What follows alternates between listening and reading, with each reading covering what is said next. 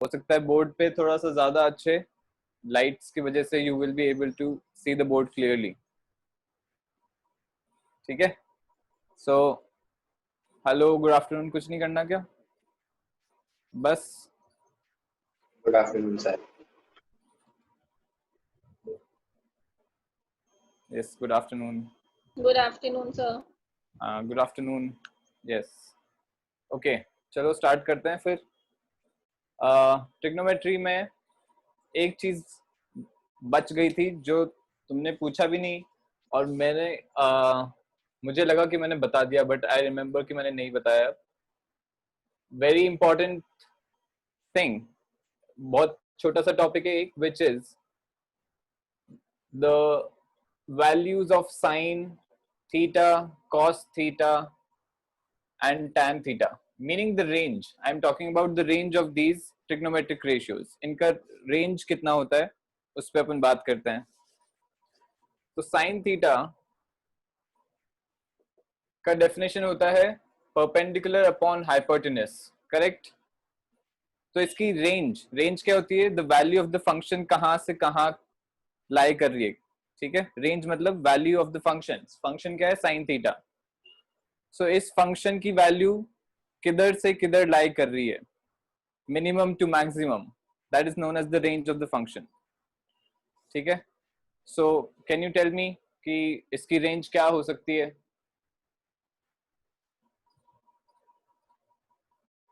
Bye the definition.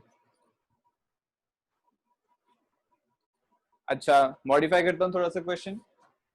इसकी value positive होगी या नेगेटिव होगी साइन थीटा की, from what we have studied till now?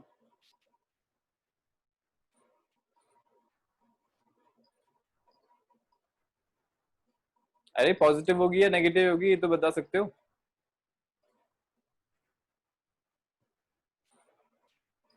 Unmute करके बोलो।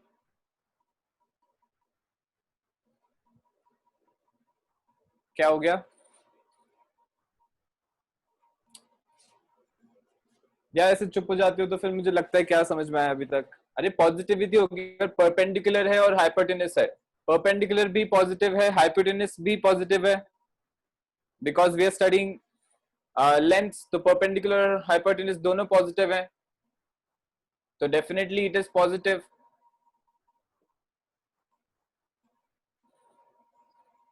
ठीक है, पॉजिटिव होगी या फिर जीरो हो सकती है। अब नेक्स्ट क्वेश्चन इज कि can it be zero?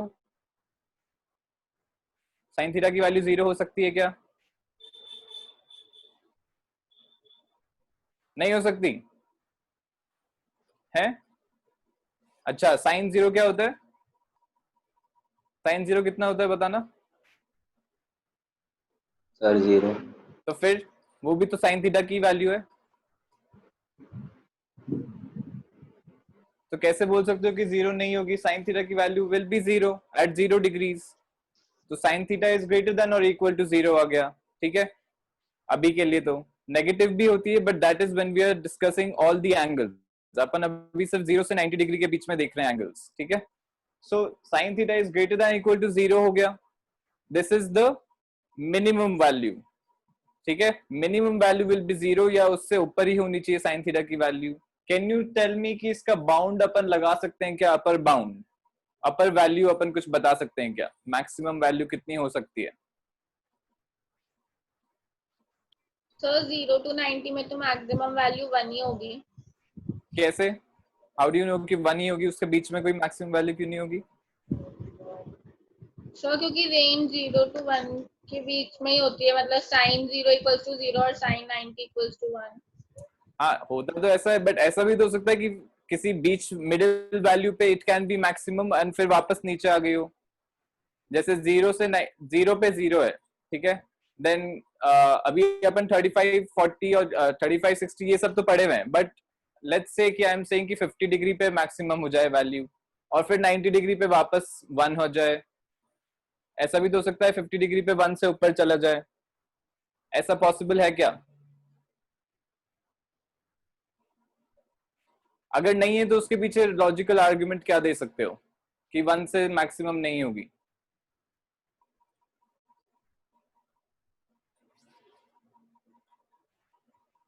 Sign की वैल्यू असेंडिंग ऑर्डर में चलती है। अरे तो क्यों चलती है?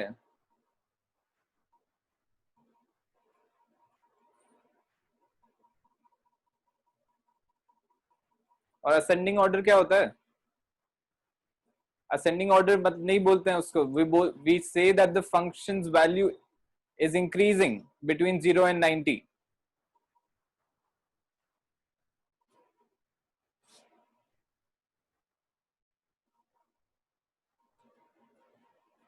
फंक्शन की वैल्यू इंक्रीजिंग हो गई between 0 and 90. इंक्रीजिंग मतलब as x is increasing the value of y is also increasing, उसको अपन इंक्रीजिंग फंक्शन बोलते हैं.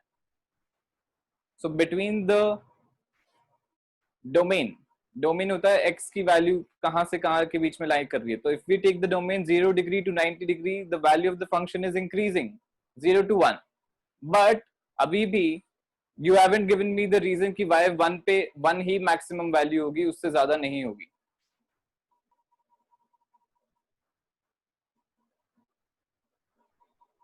कोई इसके पीछे लॉजिक बता सकते हो मुझे? डेफिनेशन में ही है सारी चीजें.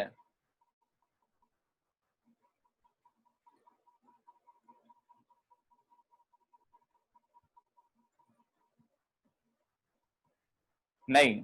ओके हाँ, ऐसा बोल भी सकते हो कि सर नहीं आ रहा है, आप बता दो. क्या और टाइम चाहिए सोचने के लिए या मैं बताऊं? बोलना है, अनम्यूट करके बोलो. सर आप बता दो. हाँ ओके. सो साइन थीटा की डेफिनेशन होती है perpendicular upon hypotenuse. In a right angle triangle hypotenuse is the maximum is the longest side. Correct, longest side होती है हाइपोटेनस. तो अगर मैं परपेंडिकुलर अपॉन हाइपोटेनस ले रहा हूं रेशियो, तो परपेंडिकुलर की वैल्यू हमेशा हाइपोटेनस से छोटी होगी. अगर परपेंडिकुलर की वैल्यू हमेशा हाइपोटेनस से छोटी है तो that value upon a bigger value, smaller value upon a bigger value will definitely be smaller than 1. हाँ या ना? एक छोटी वैल्यू ली मैंने, अभी एग्जांपल ले रहा हूं सिर्फ. जैसे एग्जांपल लिया मैंने 3/4. ठीक है, अगर 3/4 है तो इसकी वैल्यू क्या होगी? Less than 1. This is less than 1 क्योंकि डिनोमिनेटर बड़ा है और न्यूमरेटर छोटा है वैल्यू में. So definitely the value is less than 1. और यही रीजन है इसके पीछे. Sine theta is p/h. ठीक है, तो p की value will be less than और इक्वल टू h. h के इक्वल कब हो जाएगी? When angle is 90 degree. अपन ने पढ़ा था कि अगर एंगल 90 डिग्री हो जाता है तो we make the right angle triangle like this. We bring this vertex closer and closer until the angle is 90 degree. और 90 डिग्री पे क्या होता है? 90 डिग्री पे perpendicular is equal to hypotenuse हो जाता है. Correct. So this will definitely be less than और equal to 1. So this is the inequality of sine theta. This is the range for. अब यहाँ पे डोमेन भी इंपॉर्टेंट है. डोमेन इसका हो जाएगा when theta belongs between 0 degree and 90 degree. 0 वाली inequality holds at 0 degree, sin 0 is 0, and 1 वाली inequality will hold at 90 degree, sin 90 degree is 1.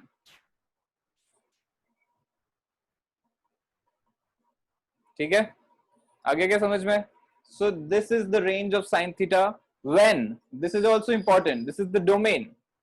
Theta की वैल्यू कहां से कहां तक है? when theta is between 0 to 90 degree, then sin theta की value 0 to 1 है. greater than or equal to 0 and less than or equal to 1. of course 0 के भी equal है and 1 के भी equal है. ठीक है, so this is the range of sin theta. cos theta के पीछे कुछ बता सकते हो मुझे? cos theta, cos theta की डेफिनेशन होती है b/h.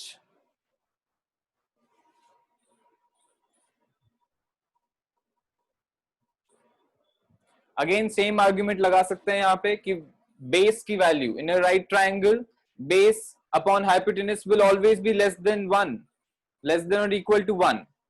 So cos theta is also less than or equal to 1 and greater than or equal to 0. Equality holds.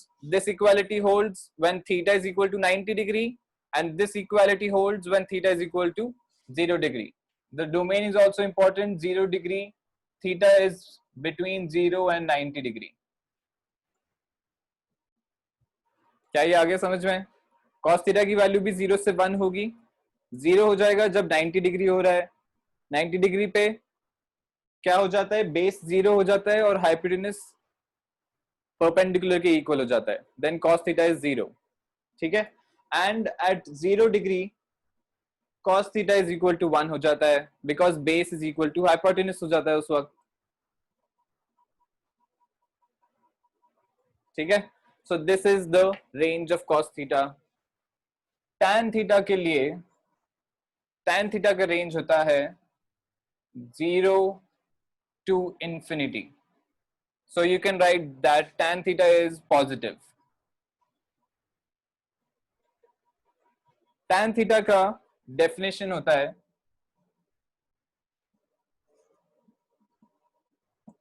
tan theta का definition है perpendicular upon base. So tan theta which is equal to perpendicular upon base. अब इस पे कोई restriction नहीं है. Perpendicular upon base. Correct? Perpendicular upon base. Right triangle में we do not have any restrictions on perpendicular and base का ratio. क्योंकि perpendicular और base का ratio कुछ भी हो सकता है. Of course positive होगा, 0 हो जाएगा when perpendicular is 0. बट उसके बाद मैं कुछ भी रेशियो ले सकता हूं. जैसे क्या ले सकते हैं? tan थीटा को मैंने ले लिया 100 अपॉन 1000.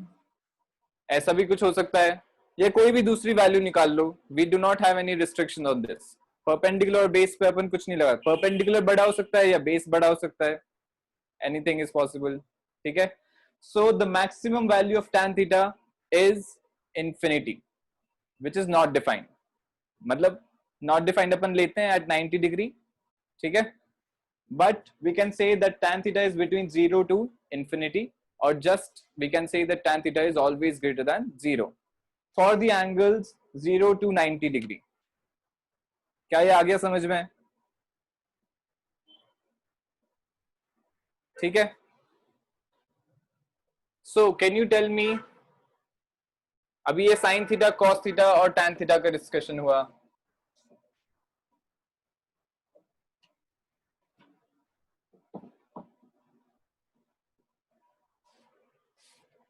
अगर मैं cosec थीटा ले लेता हूं, cosec theta, sec theta and cot theta.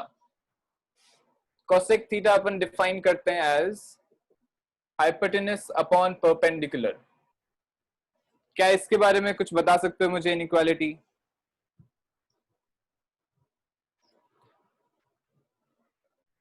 थोड़ा सोच के आंसर देना स्टार्ट करो. cosec theta is hypotenuse upon perpendicular.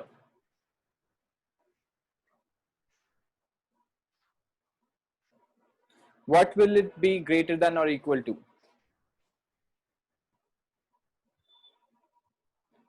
Of course अपन सिर्फ पॉजिटिव ही लेंगे because 0 to 90 डिग्री ले रहे हैं angle, and hypotenuse and perpendicular both will be positive.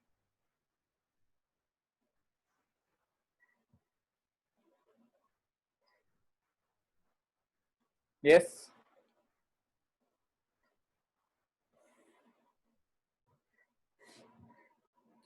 अरे ये नहीं बता सकते क्या कि हाइपोटेनस हमेशा परपेंडिकुलर से बड़ा होगा?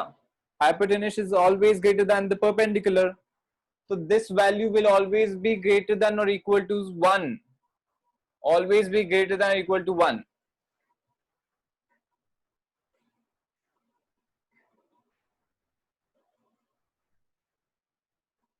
कोई बड़ी वैल्यू है उसको अपन डिवाइड कर रहे हैं किसी छोटी वैल्यू से, तो उसकी वैल्यू 1 से बड़ी ही तो आएगी. और 1 कब हो जाएगा? 1 कब हो जाएगा?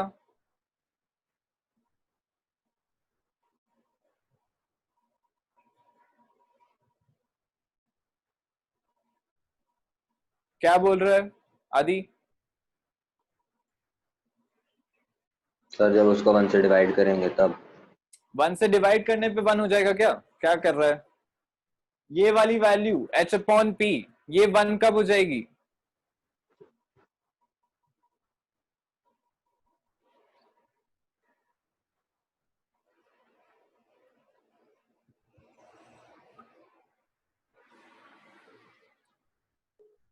क्वेश्चन समझ में नहीं आया? ये क्या हो रहा है यार? ये 1 करने के लिए क्या करना होगा? Hypotenuse and perpendicular should be equal. Hypotenuse upon perpendicular 1 तब होगा जब hypotenuse is equal to perpendicular. तो h अपॉन h लिख देंगे, तो h upon h is 1. So this is greater than or equal to 1. Inequality holds when h is equal to p. आ रहा है क्या समझ में? ठीक है. So cosec theta is always greater than or equal to 1. Similarly sec theta पे भी अपन same argument बता सकते हैं, and that is also greater than or equal to 1. Cot theta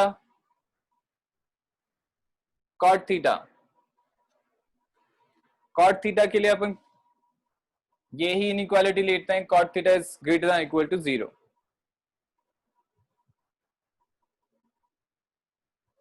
again क्योंकि cot theta is base upon perpendicular, तो base upon perpendicular can be any value. ठीक है, base की वैल्यू कुछ हो सकती है, परपेंडिकुलर वैल्यू की कुछ हो सकती है. We can not say which one is bigger which one is smaller, so उसकी वैल्यू अपन 0 से इंफिनिटी लेते हैं. आ रहा है क्या समझ में यार? कुछ हाँ या ना तो बोलो मुझे. ऑनलाइन क्लास चल रही है. Yes sir. आज इतने ढीले क्यों लग रहे हो? एकदम ही जैसे पढ़ने का मन नहीं कर रहा हो.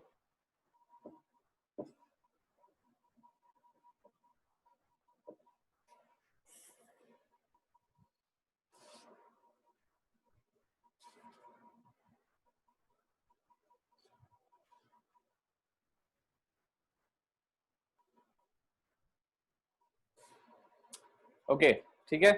So this was the only article left, ये मैंने बता दिया है. ठीक है, नाउ नेक्स्ट चैप्टर अपन स्टार्ट करते हैं, which is circles. Okay, circles is again a part of geometry and it is a very important chapter. काफी इंटरेस्टिंग चैप्टर है. 9th में जितना पढ़ा हुआ होगा, जितने अच्छे से पढ़ा होगा, उतना ज्यादा तुम्हें अच्छा लगेगा ये चैप्टर पढ़ने में, उतनी ज्यादा ईज मिलेगी. ठीक है, तो मैं पूछता रहूंगा पहले के कॉन्सेप्ट्स 9th के. लेट्स सी कि तुम्हें कितना आता है. फर्स्ट, सबसे पहले अपन डेफिनेशन ऑफ अ सर्कल देखते हैं. What is the definition of a circle? Yes, circle की डेफिनेशन क्या होती है? पढ़ तो लिया है अपन ने 9th में, but can you tell me what the definition is?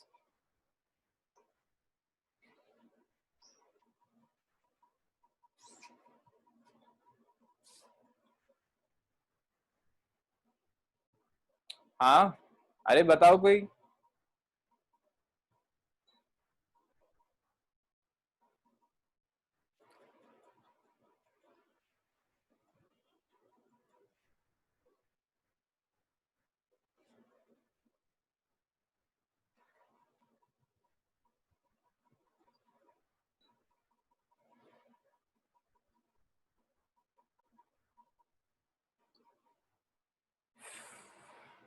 कैसे डिफाइन करते हैं एक सर्कल को? Which figure is a circle? जैसे एक मैंने स्क्वायर ले लिया और एक सर्कल ले लिया. How will you differentiate between a square and a circle अगर डेफिनेशन ही नहीं पता होगी तो?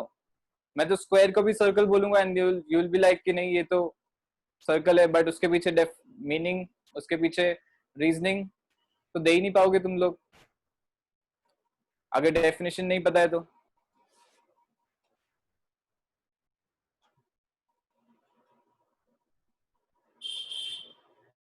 Yes, how do you differentiate between a square and a circle?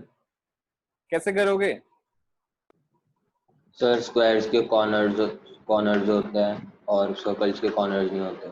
अच्छा ठीक है, तो ओवल ओवल और सर्कल में कैसे डिफरेंशिएट करेगा फिर?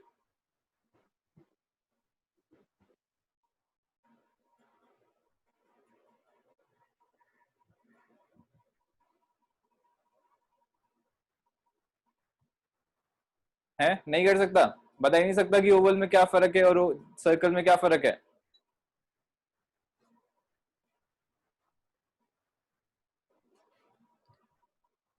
प्रखर, तू है क्या क्लास में? I can not see your video working, freeze हुआ है पूरा।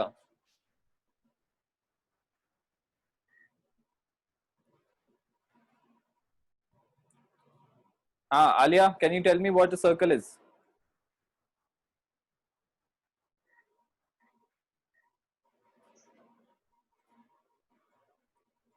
So in square there are 90-degree angles formed and in circle there अरे are... मैं अभी पहले सर्कल की डेफिनेशन पूछ रहा हूँ, स्क्वायर में की बात नहीं कर रहा मैं।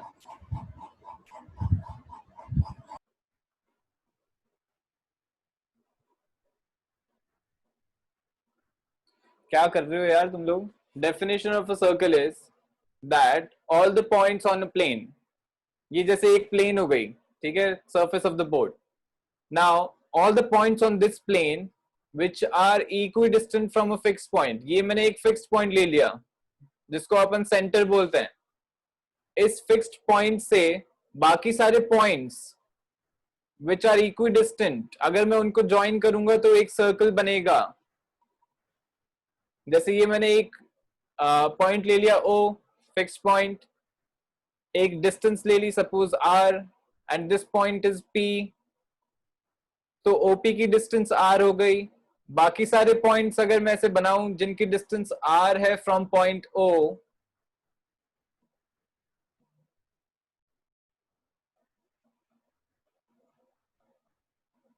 और ऐसे सारे पॉइंट्स को मैंने ज्वाइन कर दिया अगर प्लेन पे, तो वी गेट अ सर्कल।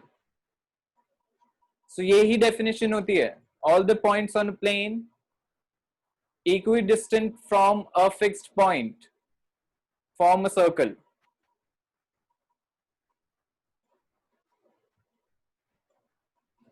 ठीक है, टू आंसर योर जो मैंने क्वेश्चन पूछा था, ओवल और सर्कल में क्या डिफरेंस है? जैसे ये कुछ मैंने बनाया ओवल टाइप का शेप और एक सर्कल है वो वाला, तो यहाँ पे क्या हो रहा है, ये सेंटर ले लिया, इधर से ये वाली डिस्टेंस अलग है, ये वाली डिस्टेंस अलग है, ये वाली डिस्टेंस अलग है। So all these distances are different, they are not the same values. ये डिफरेंस है इनके बीच में। सर्कल में सारे पॉइंट्स का distance from the centre is the same, which is the radius. We take that as the radius, and the fixed point is known as the center of the circle. आ रहा है क्या समझ में? This is the definition.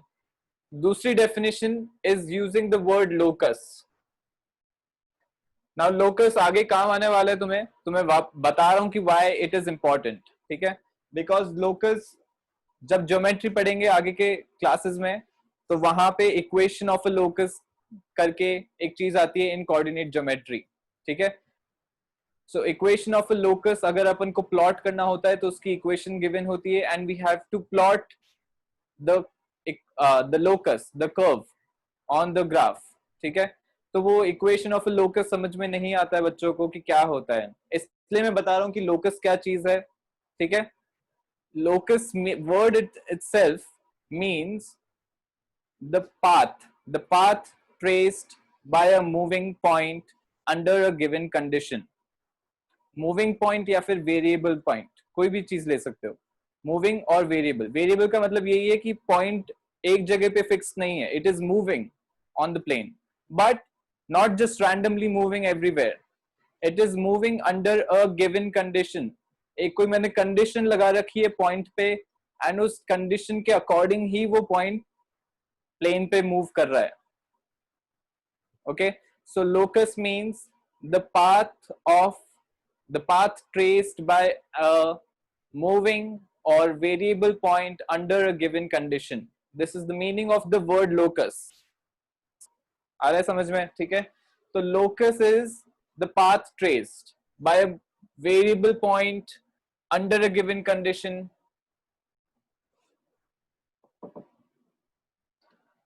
तो जैसे मेरे पास एक point आ गया, let this point be P, और एक फिक्स पॉइंट है O, ठीक है?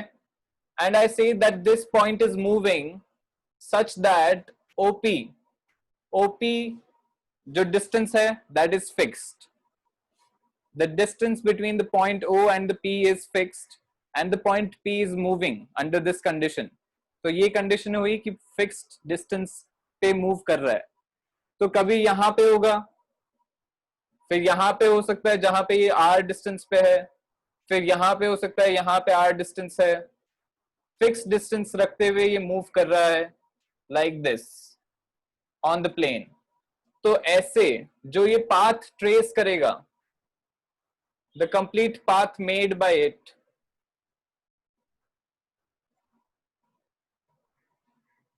Will be a circle, it will form a circle.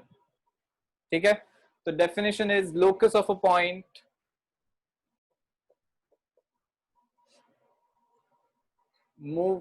locus of a point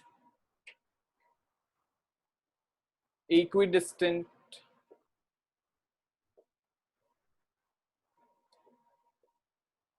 from a fixed point।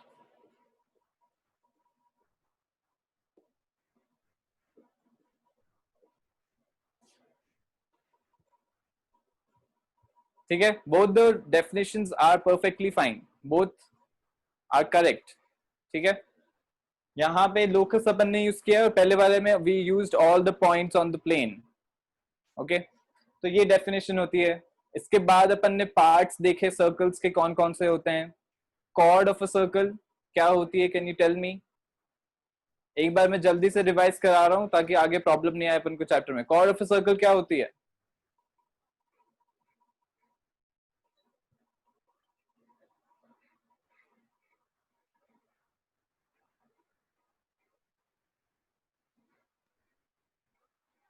अभी मैं फिगर बना के बता दूंगा तो तुम्हें एकदम से झट से याद आ जाएगा।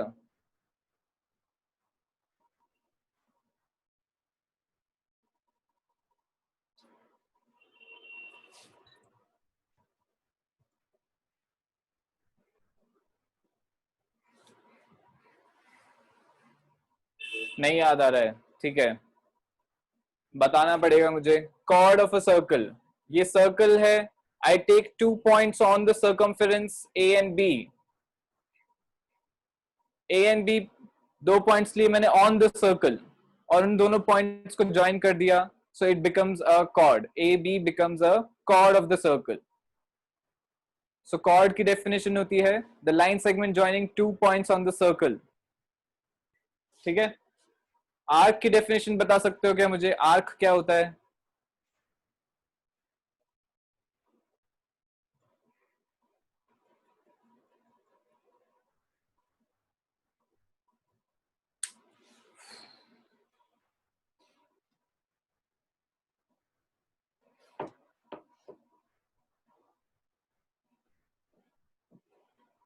Yes, anyone?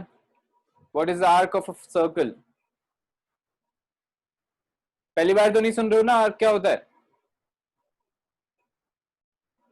लग तो ऐसा ही रहा चेहरा देख के जैसे पता ही नहीं हो, पढ़ा हुआ ही नहीं हो चैप्टर।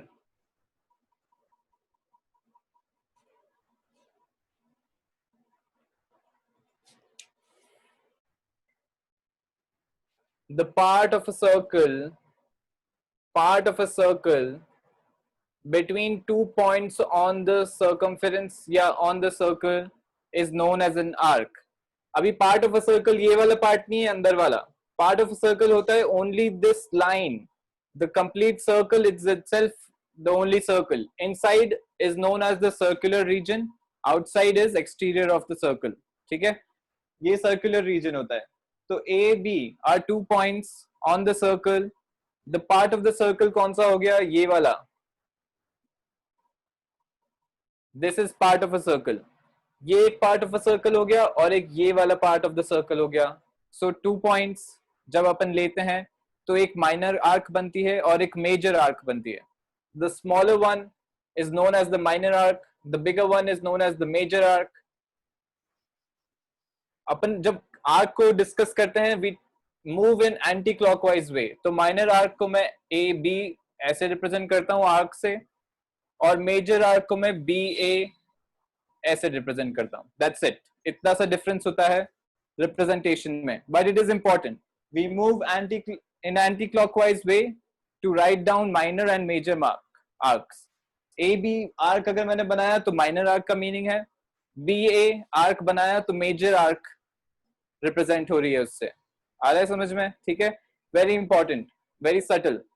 इसके आगे सेगमेंट ऑफ अ सर्कल, दो पॉइंट्स को मैंने ज्वाइन किया ऑन द सर्कल, तो एक कॉर्ड बन गई ये वाली ए बी लाइन सेगमेंट, और ये आर्क है। The region between the chord and the arc is known as the segment of the circle.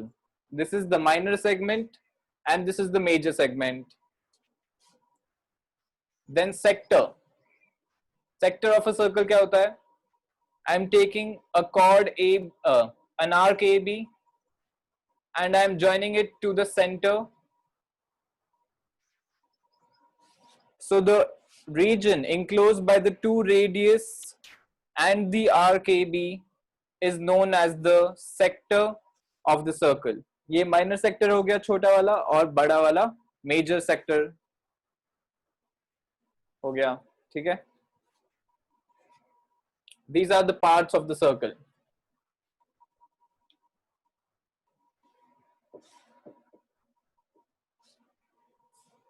Now in this chapter, of course properties और theorems 9th में थी सर्कल्स की बहुत सारी, जो मुझे मुश्किल से लगता है कि तुम्हें याद होगी, बट लेट्स सी आगे चैप्टर में जैसे अपन प्रोसीड करेंगे वैसे वैसे मुझे पता लगने लगेगा। ठीक है, अभी अपन डिस्कस कर रहे हैं इन 10th एक सर्कल और एक लाइन के बारे में। When we take a circle and a line, what are the possible cases, और केसेस को अपन क्या बोलते हैं? तो फर्स्ट केस तो ऐसा ही हो गया कि एक सर्कल और एक लाइन ऐसे बन रही है when circle and line do not intersect anywhere। ठीक है, तो ये एक केस हो गया, a line and a circle they are not intersecting and that's it, this is case 1। एक केस ऐसा हो सकता है when this is the circle and a line is touching the circle at one point। touching the circle बोल सकते हैं, या intersecting the circle at one point बोल सकते हैं, या best way would be to write intersects the circle at two coincident points। two coincident points का मतलब क्या हुआ? that दो point which are coincident उन पे intersect कर रही है, मतलब एक ही point है उसके ऊपर दूसरा point है and उस पे अपन intersect करा रहे हैं circle को, so they are coincident points। So a line and a circle are intersecting at two coincident points, तो इस line को अपन बोलते हैं tangent। tangent to the circle, it touches the circle at one point। ठीक है, third case हो जाएगा when circle is like this and a line is passing intersecting it at two points। Correct? ठीक है, तो ये वाली लाइन, अब लाइन मैंने ऐसे बनाई है पूरी इनफाइनाइटली, दोनों साइड में अपन एक्सटेंड करके ये लाइन बन रही है। अगर मैं सिर्फ ए बी लाइन सेगमेंट लूंगा तब तो मैं उसको कॉर्ड बोलूंगा। ठीक है, बट अगर मैं ये लाइन ले रहा हूं तो अपन लाइन को सेकेंड बोलते हैं, secant. The line is known as the secant to the circle when it is intersecting at two different points।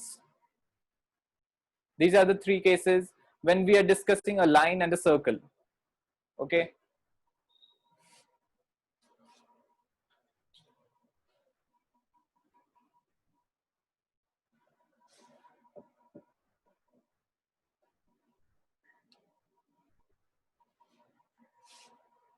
now most of the times in this chapter we will be talking about a tangent, क्योंकि tangent की properties अपन देखते हैं कि क्या क्या properties होती हैं।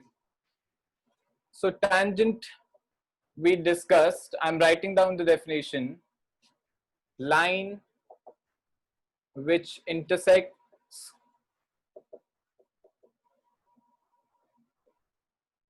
the circle at two coincident points is known as a tangent।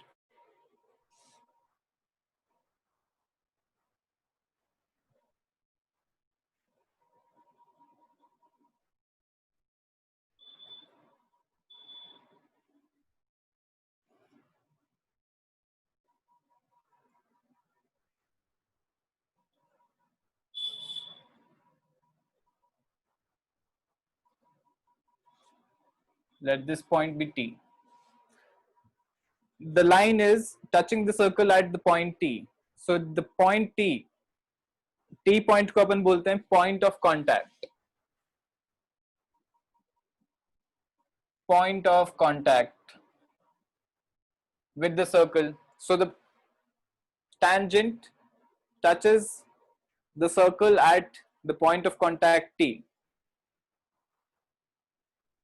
Then OT अपना radius हो गया. And the first property of the tangent we're studying is that the tangent makes a 90-degree angle, with the radius at the point of contact. ठीक है? So यहाँ से मैंने point of contact से circle को join किया, OT radius हो गया, तो radius के साथ the line makes a 90-degree angle. Okay? अब इसके proof में a lot एक concept अपने काम आएगा, which is एक line है और एक point है. A line is given to me and a point is given to me. तो distance of the point from the line बता सकते हो क्या होता है?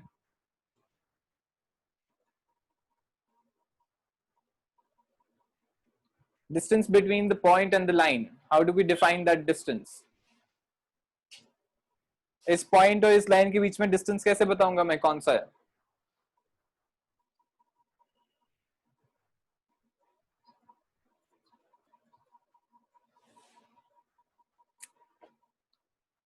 हाँ कुछ बोल सकते हो? आ रहा है या नहीं आ रहा है या नहीं पता है? Sir, no idea. No idea. Anyone else? किसी को भी नहीं पता? Okay. ये लाइन है और ये पॉइंट है, तो पॉइंट से पास होने वाली ऐसे मैं इनफाइनाइट लाइंस बना सकता हूं जो इस लाइन से टच इंटरसेक्ट होते हुए जाएंगी लाइक दिस. ठीक है, but we take the distance of the point from the line as the perpendicular distance from the line. So मैंने पॉइंट से एक परपेंडिकुलर बनाई टू द लाइन, तो ये वाली जो डिस्टेंस आएगी, that will be the distance between the point and the line. And of course this will be the shortest distance also. Shortest distance कैसे होगी? जैसे मैंने कोई भी random point ले लिया other than this foot of perpendicular, जैसे ये वाला point ले लिया, now it is making a 90-degree angle, तो ये hypotenuse हो गया और ये perpendicular की length हो गई, तो hypotenuse will definitely be bigger than this side. Therefore ये वाली जो side की length है वो किसी भी दूसरे point से कम आएगी. It will be the shortest distance between these points and the line. ठीक है, this is known as the distance of the point from the line. अभी मेरे को 9th के concepts तुम्हें पढ़ाने पड़ रहे हैं यार. कैसे तो पढ़ा है तुमने 9th एकदम?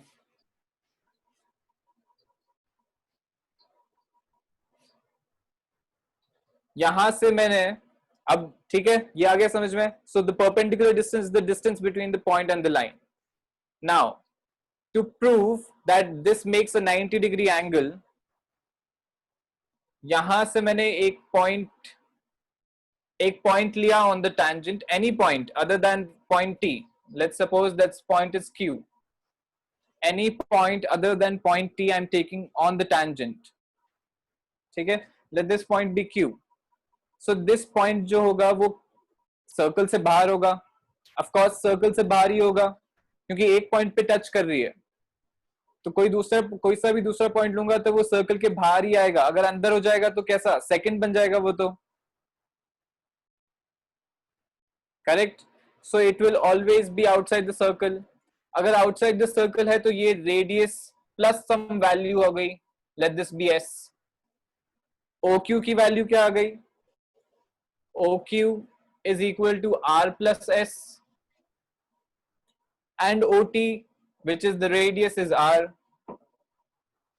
So OT is less than OQ.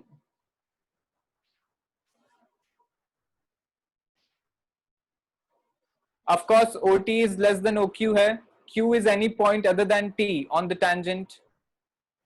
So OT is the smallest distance. OT is the smallest distance between O and T. Smallest or shortest distance between O and the line. O and the line, O and tangent लिख सकते हैं.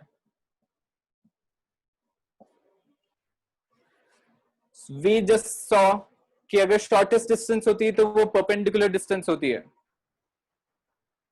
So this is the shortest distance, therefore OT is perpendicular to the line L. L is tangent. OT is perpendicular to tangent.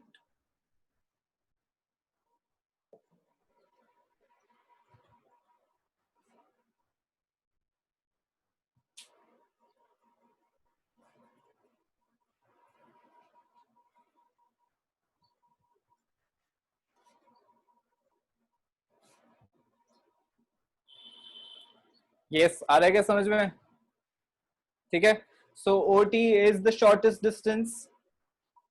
OQ, which is OQ is any distance other than OT. कहीं पे भी point ले सकते हैं, जरूरी नहीं कि यहीं पे हो. मैंने एकदम पास में भी ले लिया यहाँ पे OQ डैश सपोज, तो OQ dash again length R plus S हो गई कुछ, R plus S, and this is R. तो OQ dash is always greater than OT.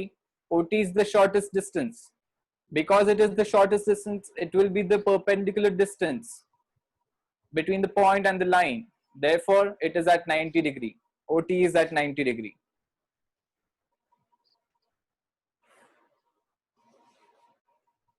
क्या ये आ गया समझ में सबको? ठीक है.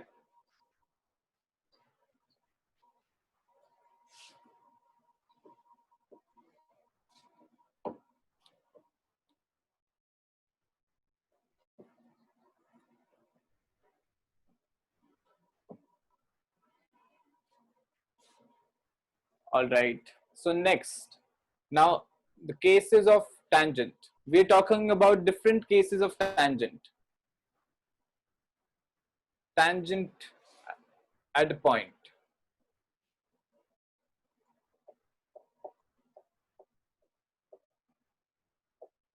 Tangent at a point. Now, first case in this, एक सर्कल लिया मैंने और अगर पॉइंट इनसाइड द सर्कल ले लिया, how many tangents are possible from this circle, from this point?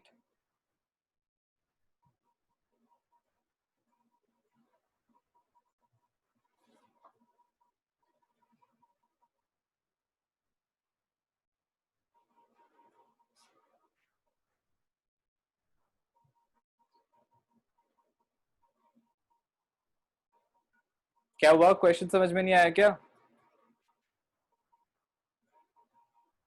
एक सर्कल है, एक पॉइंट है inside the circle, how many tangents are possible?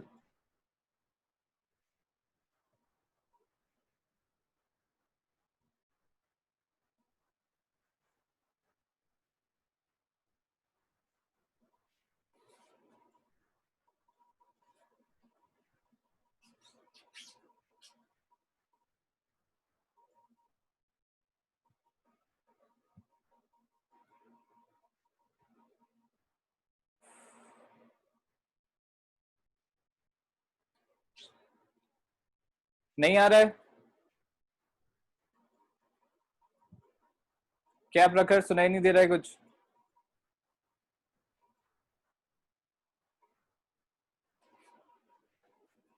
किसी और को आवाज आ रही है क्या? मुझे आवाज नहीं आ रही है प्रखर की. नहीं आ रही सर.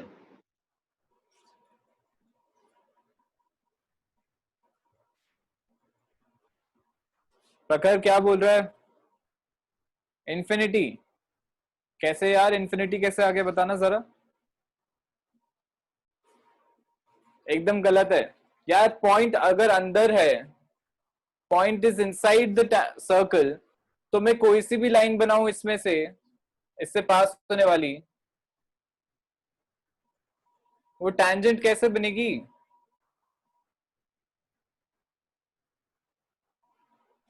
कोई भी पॉइंट से मैं लाइन बनाऊंगा तो वो सारी इंटरसेक्ट करेंगी सर्कल पे एट 2 पॉइंट्स, तो कोई भी टैंजेंट कैसे बन सकती है?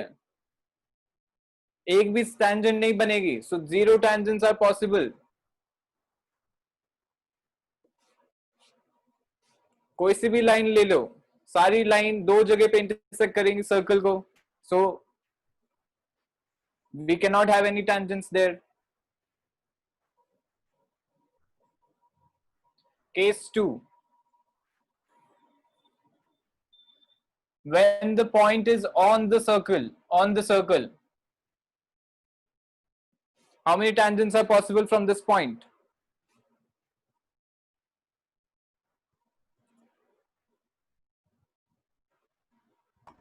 One.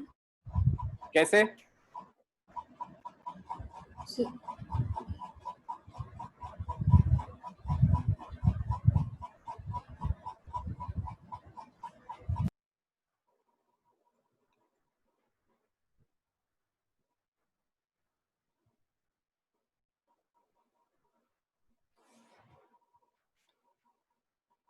रीजन नहीं दे सकती क्या इसका?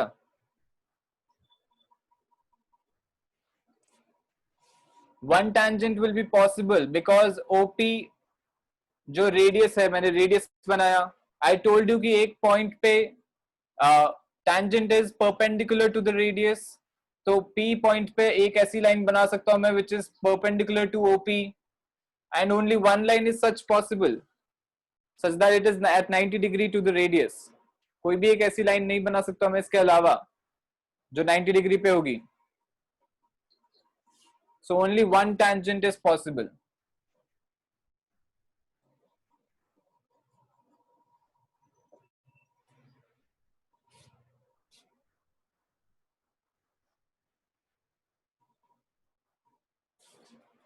Because only one line is possible to be perpendicular to the radius.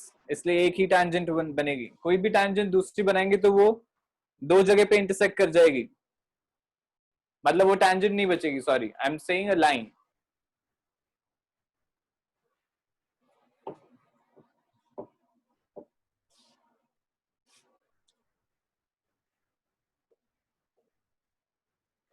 Case 3.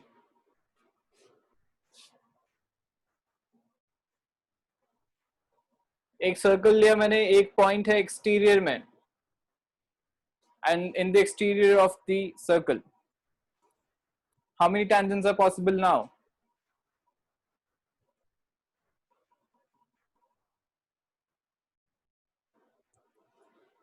There will be two tangents possible. एक tangent ऐसे जाएगी, एक tangent ऐसे जाएगी. Let this be T1 and T2. So there are two tangents possible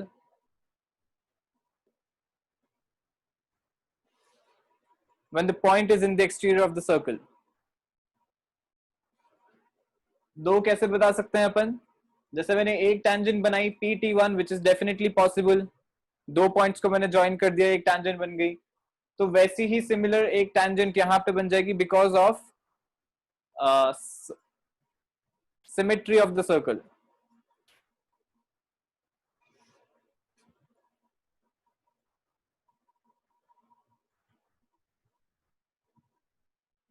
Clear? ठीक है.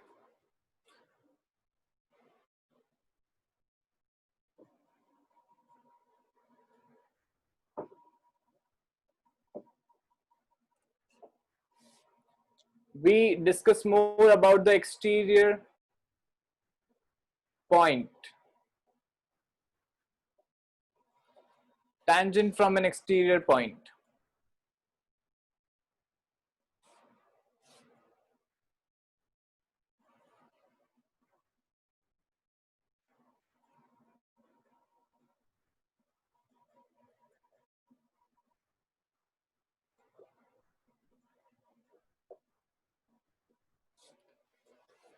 PT1 and PT2 are the lengths of the tangent. PT1 is equal to PT2 is equal to known as the length of the tangent. ये वाली distance external point से लेके point of contact तक जो distance होती है उसको length of the tangent बोलते हैं। ये वाली लेंथ ऑफ टैंजेंट PT1 और ये वाली लेंथ ऑफ टैंजेंट PT2 दोनों इक्वल आ जाएंगे and we are proving that first result. कैसे? PT ये मैंने इसको ऐसे ज्वाइन किया, इसको इससे ज्वाइन किया एंड P को O से ज्वाइन किया लाइक दिस। ठीक है, T1O is radius, T2O is also radius, PT1 is a tangent to the circle। tangent है तो यहाँ पे 90 डिग्री बन जाएगा रेडियस के साथ। PT2 is also a tangent, so it will be at 90 degree. So angle PT1O is 90 degree, angle PT2O is also 90 degree. Now यहाँ पे देखो ये रेडियस हो गया, ये एंगल है, radius angle 90 degree. This triangle POT1 and this triangle POT2 and these two triangle 90 degree है, hypotenuse common है और एक साइड इक्वल है। So by RHS congruency this triangle is congruent to this triangle। ठीक है, PO is the hypotenuse in both the triangles, common आ गया वो, ये साइड इक्वल है और 90 डिग्री है। So by RHS both these triangles are congruent, therefore PT1 is equal to PT2।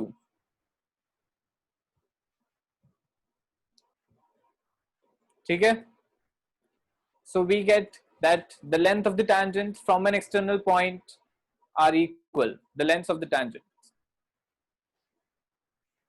okay, again अभी इसी में डिस्कस कर रहे हैं, ये वाला ही डिस्कस कर रहे हैं। We have prove that this triangle is congruent to this triangle.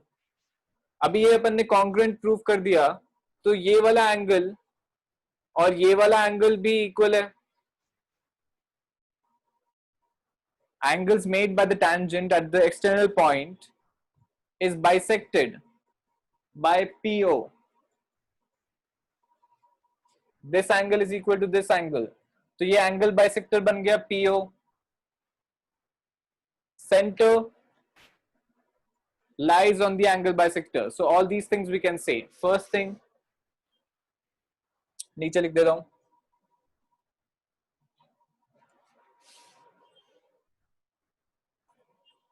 PT1 is equal to PT2। second, angle T1PO is equal to angle T2PO, means that is PO is angle bisector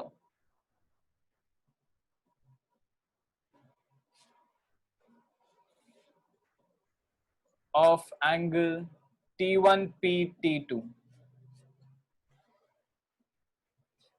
so PO external point को मैं जब centre से join कर रहा हूं, वो वाली line segment is bisecting the angle made by the tangent at the point P। also it is bisecting the angle subtended at the center by the tangents। ये वाला एंगल भी इसके इक्वल है।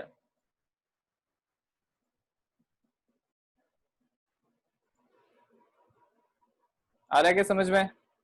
ठीक है, so this angle is equal to this angle and this angle is equal to this angle। this is the third property, angle T1OP is equal to angle T2OP।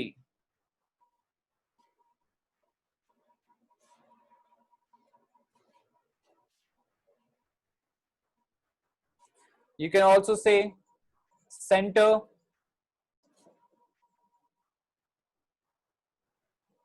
lies on the angle bisector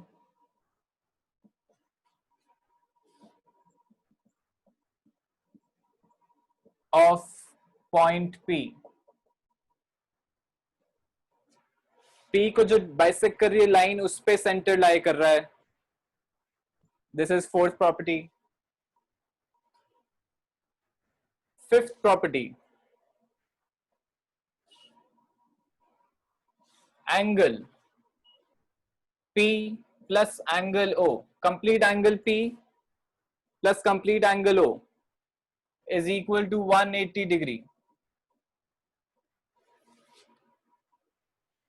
P, T1, O, T2, it is making a quadrilateral, correct? quadrilateral का sum 360 होता है angle sum. ये वाला angle 90 है और ये वाला angle 90 है, तो इन दोनों का 180 हो गया.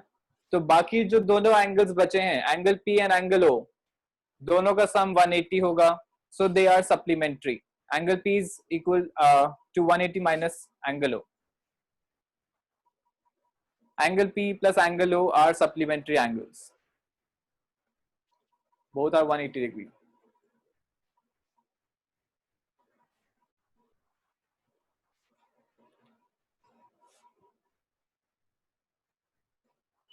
ठीक है, these are properties. इसके आगे अपन डिस्कस करेंगे और इसी में थोड़ा सा और डिस्कशन बचा है. सेम एक्सटर्नल पॉइंट से टेंजेंट्स जब अपन बनाते हैं, बट आज अपनी क्लास का टाइम हो चुका है. So I will stop the class here. I want you guys to revise what we have learned today. ठीक है, मुझे नेक्स्ट टाइम में ऐसा 9th वाला एटीट्यूड नहीं चाहिए कि तुम लोग मुझे कॉर्ड नहीं बता पा रहे हो, आर्क नहीं बता पा रहे हो क्या होता है. ठीक है, अभी 10th में आ गए हो, थोड़ा सा सीरियस बनो और पढ़ाई पे मतलब ऐसे रखो कि हमको नेक्स्ट जब पढ़ना है तब ऐसे पढ़ना है कि हम भूलें नहीं वापस. ठीक है, और उसके लिए the best method is to write down what we are learning again. ठीक है, रिवीजन करते हुए वापस लिख के रिवीजन करो. सो अच्छे से रिवाइज होता है, फास्ट रिवाइज होता है. ठीक है, I will ask you questions next time and I should get the answers. ठीक है ना, तो पढ़ के आना है. होमवर्क कुछ नहीं दे रहा हूँ, बस यही है कि रिवीजन अच्छे से करना है. और पिछले वाला कोई काम बचा है तो वो भी कंप्लीट करके रखो. ट्रिग्नोमेट्री अपन कभी भी डिस्कस कर सकते हैं जब भी टाइम मिलेगा तब. Okay, thank you so much.